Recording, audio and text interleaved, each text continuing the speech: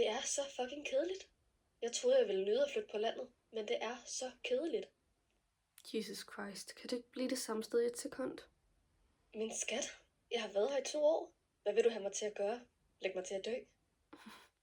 Ikke dø, men gør dit hus rent en gang imellem. Og stop med at lade som om, at det at forlade mand og barn er en ubetydelig fucking ting. Wow. Bare ned. Okay? Bare ned. Du har ingen idé, har du? Jeg har ingen idé om hvad. Hvad? Om hvor meget tid jeg bruger på at vente på dig. Om hvor meget lort jeg har taget, fordi du aldrig har lært mig andet. Nå, så det har du. Hvilket lort? Hvad? Hvilket? Alt. Der er der bare forsvinder i flere måneder. Der er der aldrig taget telefonen, når jeg ringer, når tingene mellem mig og far har været for slemme. Hvorfor stod du ikke op for mig? Hvorfor var du her ikke? Hvorfor kan du ikke overholde en eneste ting, du siger?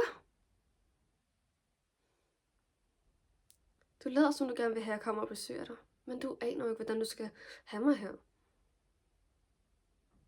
Du aner ikke, hvordan du skal behandle mig. Du ved jo ikke engang, hvordan du skal have en samtale med mig. Nå, så du tror, jeg kan regne med dig? Nå. Du skal ikke regne med mig. Jeg er barnet. Jeg er barnet.